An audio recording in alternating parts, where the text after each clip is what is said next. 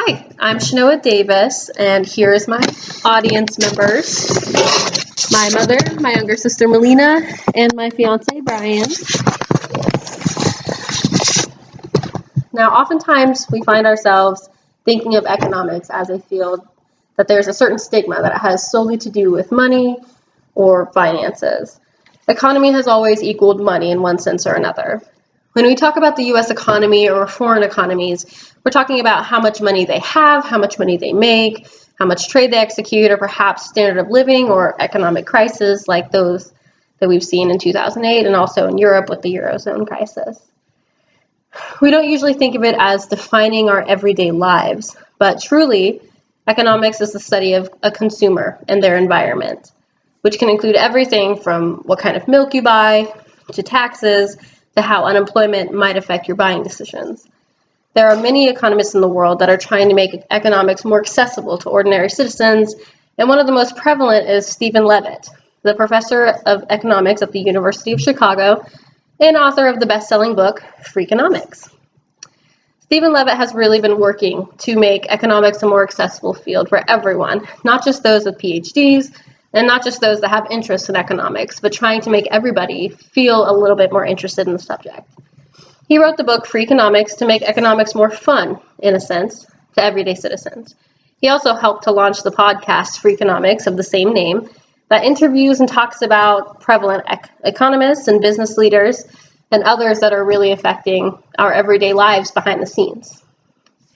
Those business leaders come on to Freakonomics, the podcast, and they discuss some common concepts that have to do with economics, such as the glass ceiling for women, as well as things that are more unlikely and things that don't seem to be a part of economics, such as the link between real estate and the houses that people buy.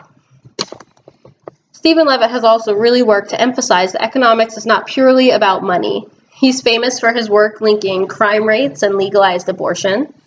He's also analyzed the real estate market, as I said earlier, and he consults for many companies on marketing and how to best reach the consumer. He's written a lot of different books, and he's won a lot of different awards throughout the years in his efforts to make economics that much more accessible. We've also thought that Stephen Levitt has become a very prevalent person in the field because he's one of the only economists that many people know. Oftentimes, if you ask somebody, if you know any prevalent economists, they wouldn't be able to answer. But after the book Freakonomics, which was a New York bestseller, it is also very obvious that he has become incredibly prevalent. Lastly, he's also a professor at the University of Chicago and works to educate the next generation of great minds in his field. He tours the country speaking about his book and his podcast and works to make everyone more aware of our economic conditions as a country. He's been quoted as stating that politics seems to be the only interest that anyone has in economics, that economics is purely a political tool to drive different policies and different laws and different agendas within our government, specifically the U.S. government, but this can also happen in foreign economies as well. He stated that the political environment and the political agenda is not the only thing that regular citizens should care about when it comes to economics. Economics affects everyone and always has, and needs to be understood even in the most basic of terms. Conclusively, Stephen Levitt has worked to make economics more available and interesting to everyday citizens who might only think of economics as something political or financial.